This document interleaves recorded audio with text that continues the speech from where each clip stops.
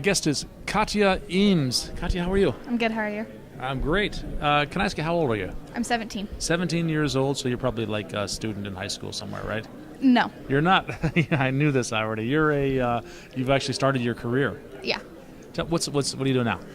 Right now, I'm mainly learning programming and how to be a web developer, and I'm also working for Pluralsight, helping them with their hour of code. And in addition to that, I'm helping the Google Angular team with their Angular 2 documentation. Okay, now these are paid jobs. This is actually you're working for these companies. What's Hour of Code?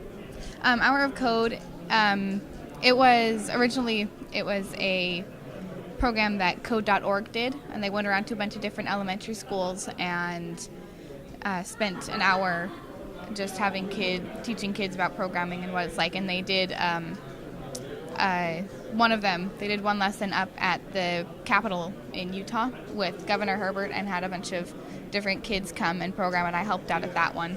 Uh-huh. And Pluralsight is doing one where basically I'll just go to elementary schools. It doesn't have anything to do with the actual hour of code, but it's an hour of coding. So you're teaching people how to code. Sometimes kids, sometimes grown-ups. Yeah, it's mostly kids is what I'll be doing. I only taught adults once, and that was at the Pluralsight office. Okay. Tell me about how you got here. When did you first start writing code?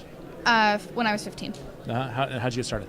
My dad made me take a programming class in my 10th grade. At the time, were you excited about it? Like, thanks, Dad, for making me take this programming class? No. And then when you were done? By the time it ended, I actually really liked it. It sounds like it. What was the language? It was mainly HTML and CSS. We used a lot of Dreamweaver. Okay. So I mostly used Dreamweaver to make a website then, but we used a little bit of HTML and CSS, and that's what got me interested into it. Okay. And that's pretty basic stuff. Where did you go from there? From there, my school district offers a class at the Slick campus called JATC. It's a special program when they have a bunch of different science classes like Vet Tech and CNA and EMT, fire science, engineering, piloting. They have a whole bunch of different science courses and things under that umbrella. And they had a programming class that I ended up taking. They had a designing class as well, but I chose to take the programming one. What'd you learn there? I dropped out halfway through, so I only learned HTML, CSS, and then some basic JavaScript. Uh-huh. And we mostly used Adobe's things, Adobe programs. Okay, so you learned some tools there as well. Yeah. That was a semester and a half. That doesn't seem like it'd be enough to get you to teach hour of code. There must have been more after that as well. Yeah, after that, I went to a 3-month programming boot camp down in Provo called Dev Mountain. Now we're talking. Now you're starting to learn some stuff. Yeah. What'd you learn there? There I learned MeanStack. I learned Node, Angular, JavaScript, more HTML and CSS. Went over that. I learned a lot of different things while I was there. That's a big jump from learning CSS and HTML to learning the MeanStack. How was that? Does that come easily to you, or is that? It was difficult. It was difficult to change from high school learning to taking control of myself and being my own teacher and disciplining myself. It was kind of hard to transition to that. Oh, okay. But you made it through? Yeah. It was fun? And that prepared you to where you are now, to teaching kids how to code? That and a lot of help from my dad and doing a lot of different things, and I kind of taught my friends some things. But yeah, it was mainly that helped me. Tell me about the experience of teaching your peers, teaching kids your own age and a little bit younger. What's that like?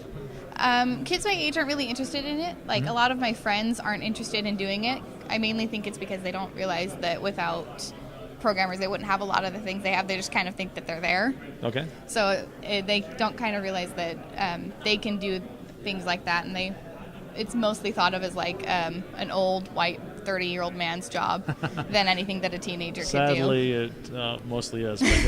But we're changing that. It's changing a bit. Is this what are you teaching the MeanStack then to the kids now at the hour of code, or are you teaching something more basic than that? I'm teaching things more basic than that. I use a lot of websites. I use code.org. Code.org. They have a bunch of different games. When I was teaching it, we used their Frozen game, and then there's also another website called codecombat.com, which is a fighting game where you can use JavaScript and a few other languages to control your character and move them and fight monsters. Oh, that's pretty cool. So that sounds like a fun class I might want to take. Yeah, it was fun. I'm learning JavaScript too. Oh, cool. How old are the kids? They range from 3rd to 6th grade. Oh, very cool. Is what we did. Wow, 3rd graders learning JavaScript. I like it. That was pretty cool. And you did some stuff here at that conference, didn't you? You did some teaching here. I gave a talk on teaching your kids programming and getting your kids interested in programming. Who attended that? A few people attended that. I'm not quite sure their names, but What were their age ranges? it ranged from, I think there was a girl there who was about 8 or 9, Uh-huh. and then parents and fathers were there. Okay.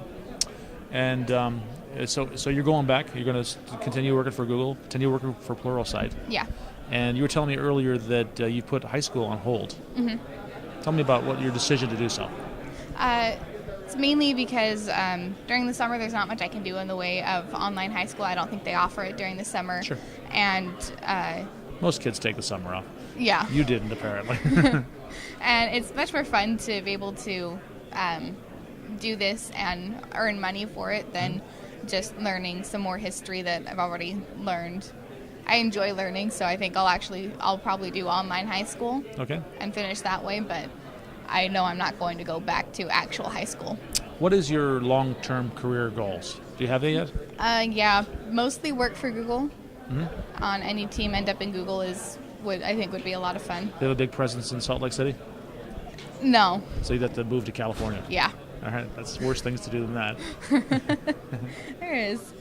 Anything else you want to talk about? Not that I can think of. Okay. Well, thank you very much. Thank It sounds you. like you're having a much more interesting 17th year than I did. It's interesting. And thanks for being on my show. You're welcome. Thank you.